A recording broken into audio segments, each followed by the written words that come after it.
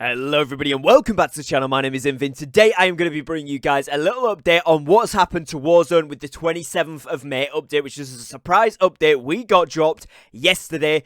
Coming after Season 3 Reloaded, we've seen a few more changes. We've seen a nerf to the AMAX, as well as a change to cargo trucks like you can see on screen now, and a couple of other changes to some weapons, so I'm going to go through those, as well as the Optics update, which we saw yesterday as well. So a ton of stuff to cover here. I'm going to go through it as quick as possible so you guys can understand what is actually going on here, and we can get underway with this new update. If you guys do go on to enjoy this video, make sure you do drop a like down below. Let me know what you think about this update down in the comments, and if you are new to the channel, make sure you drop a subscribe with notification bells on so you don't miss an update. And without further ado, let's jump into today's video. So the first point here is actually going to be the cargo trucks. In solos on BR in Verdansk now, we have seen a reduction. So there used to be a spawn rate of around 16 to 20 trucks per match. This has been reduced to a static 5 maximum, which is really, really good. Every single match you'll see 5 cargo trucks around the map, and that means there's going to be far less in those end zones, so we're actually not going to get run over 90% of the games now. We're actually going to be able to play it out and fight people in solos and potentially get the win we deserve. Brilliant update. Thanks for that, Raven. Really, really needed. Now, we've gone through a few bug fixes here. Just basically some under the map and out of bounds areas, stuff like that. Some exploits which were fixed. Really, really good stuff. Just generally kind of all the stuff that wasn't really as good as it should have been. You know, areas where you could still glitch out the map or go invisible. Being covered up by Raven. Great stuff. Love to see that. Moving on to the chunk of it here, the big meat of it, which is going to affect most people here, is actually the weapon tuning. And as you can see here, we've had changes to the AMAX, the FARA, some of the tac rifles, and the LW3 Tundra on the end there. So we're going to go over the AMAX first because this is the big one.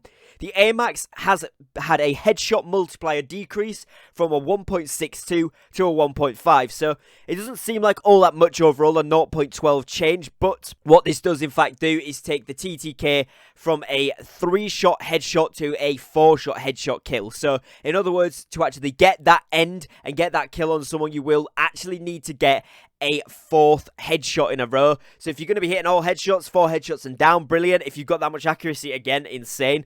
But it means that it's pulled it more in line with some of the other weapons that we've seen around Warzone. And this paragraph here, I'm just going to move it so you guys can see it down the side of my face cam. This section here just says that the CR56 AMAX has continued to display disproportionate levels of dominance over the long-range assault rifle space. As we continue our efforts to slowly raise the time to kill, we feel the best course of action here is to reduce the power level of its outliers rather than increase others to meet it. We believe they will take some time to adjust the landscape where the CR AMAX is not the undisputed king of long-range automatic weapons, but we feel that this will be a net positive given how many more weapons we expect to be introduced into viability with this update. Our hope is that this will change the present players with an opportunity to showcase and expand their mastery over a multitude of weapons that has been outclassed by the AMAX previously. So essentially what they're doing is still leaning towards that fine-tuning of each weapon and making everything kind of more viable, which is really, really good. It's the most fun Warzone has been in a long, long time because we're able to use so many different weapons.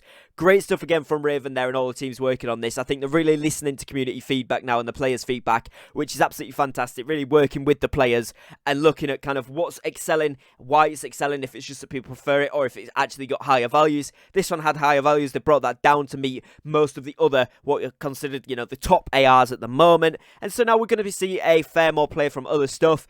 Linking back to the video I did a few days ago on the hidden gem classes, things like the M4 where we've got really, really good laser pinpoint accuracy might see a rise now because it's not going to be too far outclassed by this AMAX headshot multiplier. So could be good to see. Moving on to the FARA then, we've got a recoil pattern adjustment and a hip fire spread increase. This is going to again increase its viability from mid to long range and decrease its short range viability. In other words, they're trying to get rid of the close range FARA build and they want to lean towards a SMG and AR meta rather than double AR. So that's fine. It's coming into a more AR category. It makes sense. It is going to now be better at longer ranges because they've adjusted the recoil pattern, which is really, really nice. But I think it's going to excel in that medium range. So as a sniper spot, it's going to be brilliant. As a standalone AR, as it stands at the moment, probably wouldn't recommend it. But if you're going to build it with the iron sights, it's going to be really nice still at getting those maybe 80 to 120 meter kills with the right attachments on now, obviously.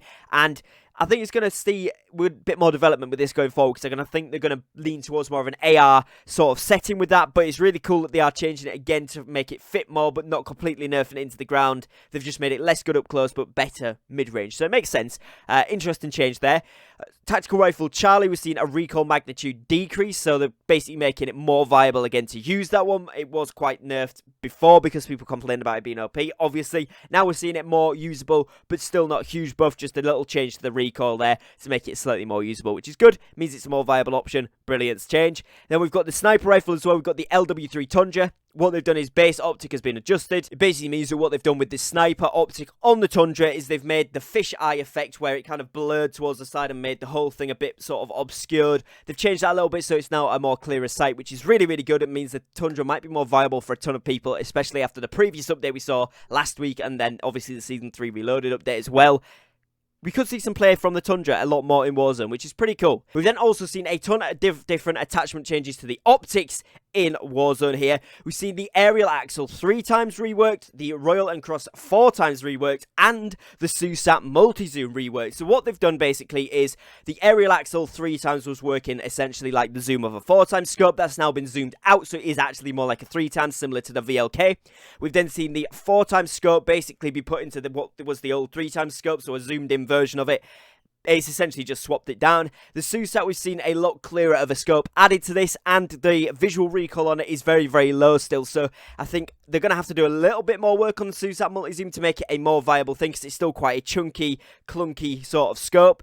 But if you are able to use it and you can get on with it well, some people love it, some people hate it, kind of the Marmite of the system right now. But if you can use the SUSAT multi-zoom, give it a go. The visual recoil on it is so low that you'll feel like you're laser beaming people. It's definitely going to be a ton of fun to use, so give it a go. Let me know what you think of it down in the comments after this rework. I think it's actually really good, and I'm going to be running it on a ton of my classes from now on. So I'll give you guys an update and see how that goes after we've tried that out a lot more. We've then also seen a little bit of muzzle changes to the suppressors on our LMGs. So what we've seen is ADS speed increase by 1.5% and a sprint to fire speed increase from 4 to 5%. So just a little bit of sprint to fire, pretty negligible, but the ADS speed increase is going to be really good because it's going to make it a lot more viable in those gunfights, particularly if you're going to be using the suppressor on things like the RPD or anything like that of the Cold War weapons. You're going to be able to stoner maybe, really good option. You're going to actually be able to bring those up a lot quicker now, which is really, really nice and makes them a ton more viable. So that is all the changes we've seen today yesterday in May 27th update to Warzone. Some interesting changes. Seems like they are paying a ton of attention to the community, which is really, really nice, and we've seen some good changes there in my opinion. But let me know what you guys think about those changes down in the comments below. Do you think they're good, or do you think they're kind of a bit naff? Let me know what you think in the comments below. If you are new to the channel, make sure you do drop that subscribe and the notification bell on so you don't miss a single upload from the channel. And other than that, thank you very much for watching. Have a great day, take care, and peace.